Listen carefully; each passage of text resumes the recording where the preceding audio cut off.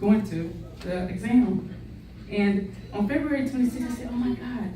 I called up the imaging center and I said, oh my God, these people are not going to take this order. This has been February, but this is something that feels unusual. And so I went in on the 26th. They went ahead and scheduled me. 27th, I was there. And the 27th, I go in, and they usually do that screening. There's a difference between a screening and a diagnostic, I learned. So I went in and I say, lady, I'm here for a screening. And she said, well, yeah, when we did the interview over the phone, you were saying that something about a lump. Now, if you got a lump, you need to do a diagnostics. And I was like, I had a birthday party scheduled. Erica had a limo party, and we kind of get everything done. We got this, limo schedule. We got the cake rolling in and things like that. And I said, well, wait a minute, honey. I got to do, if you're going to do a diet, whatever you're going to do, you got to do it today. He said, no, we got to call your doctor, and we got to get an order. And I said, okay. So I go back, and we get the order. And then I said, okay, well, let's get the diagnostic done today, okay, because I got something to do tomorrow. And she said, no, we can't do it today, Ms. Coleman. And I had an attitude with her. I was like, wait a minute, I'm here. If you knew you had to do something else, you could have had that, or whatever. So we go round and round with this lady, and she says, you have to come back tomorrow. And so I said, okay. So I come back tomorrow. She has no eye contact, and she's just looking at me. She's like, well, I'm glad you made it back. And so I went in, and then the phone is on, and I'm trying to get them done with whatever they need to do. And this girl under the ultrasound, because there's a mammogram and there's also an ultrasound, where they check the lymph nodes, and she started going deeper and deeper. And I'm like, because I'm still busy thinking about, okay, wait a minute, small up, and we gotta go do this, we gotta get this done at the party. And then so this lady keeps doing this ultrasound, rolling over my armpit. And then she bring another one in, and I'm not paying attention because I'm still thinking about, okay, things we got to do. And so she goes deeper and deeper, and then a white coat come in, and I said, hi, how are you? I didn't come in to see a doctor. And so then that's when they told me, they said, hey, Ms. Coleman, there's an unusual lump you feel. We're gonna have to get a biopsy pretty quick. And I'm like, okay. Well, 4th of July is next week. When y'all gonna do it today? And they said, well, no, we gotta schedule it next week. So I go next week. It's after 4th of July, and then of course the diagnosis come through. You gotta wait a week or so, or things like that. So I'm going back to my busy life again during the week, and I'm in one of the treatment rooms. I was in one of those treatment rooms treating somebody right over there, and my doctor calls. The same doctor. He says, nobody has contacted you? And I said, well, what did they contact me about? He said, well, the results came back, and you have a stage 2 breast cancer. And I said, who? Because I don't really believe in cancer. I don't really understand what that is. And so Mom and Tanya and Rhonda, they're all, nobody knows. Nobody knows, even up to the biopsy. So he said, you have to see an oncologist. And I said, what am I seeing an oncologist for?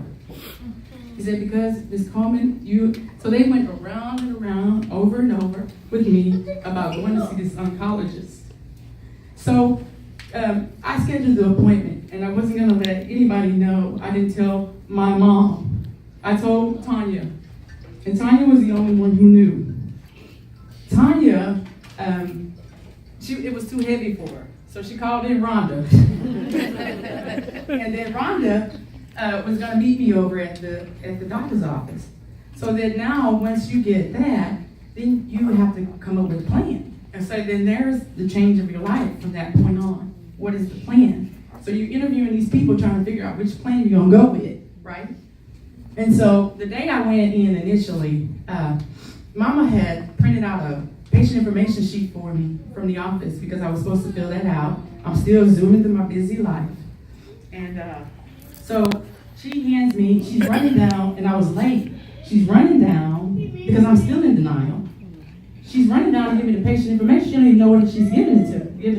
So I said, Mama, look, I'm gonna be late for this appointment. I need you to just drop me, go park the car, and let me go run up. And so she said, okay. And so she parks the car and she gave me the patient information. In some kind of way, she had to come up. So here's my mother. We've gotten that far going into an evaluation to know a treatment plan.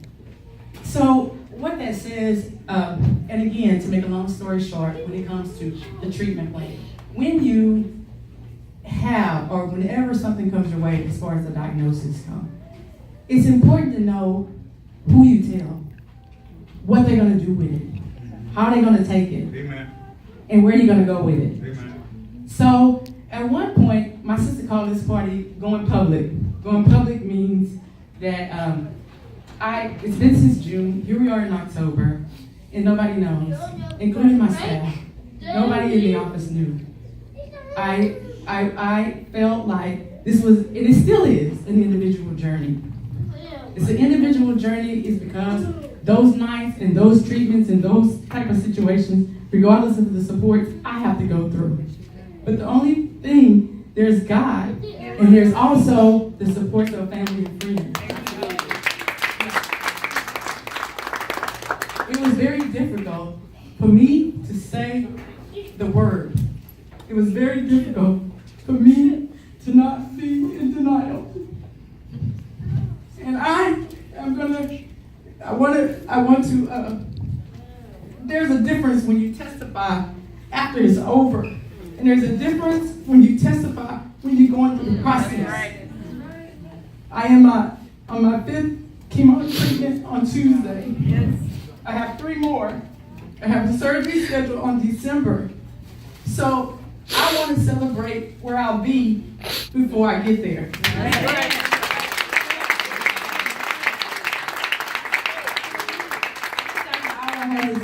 In the room. I want to bless her. You want to just stand so we can congratulate you. Yes. There's another one too. There's probably a couple of survivors in the room. There's a couple of survivors in the room. One of the things that Shalonda has been with me, my cousin's been with me through the process. She calls me through the nights. I get the ministry calls. I get the uplifting. And one of the things we thought about is like how people take care of so much between their cars and their hair. And I was over at Marie's house this morning focusing on this wig. You know, we focus on all that stuff, but we don't work on the spiritual man. Amen. Yeah. Amen. And so Rhonda, the first thing she does was, okay, we're going to get you a wig, we're going to get you, wait a minute, hold on, we're going to get through this process. You know, just all the external things to do in order to get through the process. And the process does nothing to do with the outer man. It also has to do with just the spiritual man. Amen. And at night, when there's pains and it's itching, it's all kinds of stuff going on. I just pray, I just sing. And I sing and I pray and I study. And when I pray and I study, sometimes before the symptoms start, I pray and I study. So I'm thinking, God is like, why do you have to pray and study when you itch and you pain? Why didn't you just pray and study? So it's like, is this thing going? I'm like, I'm trying to stay ahead of the game, you know? So basically, don't let crises and things happen into you, towards you, before you work on that spiritual man, on your wellness and your health. I asked Dr. Auer to speak about wellness, and I'm speaking about the inner person. This thing you can't see. It has no polish. It has no color. It has nothing. It's raw. It's pure. It's inner. And so these processes is not about the diagnosis, about the cancer. It's not about it's about the message. And the message that I got was creating me a clean heart so that God can get the glory. So he's working on my heart. He's working on my purity. So basically, I want to say that I am Larissa Coleman, and I have breast cancer.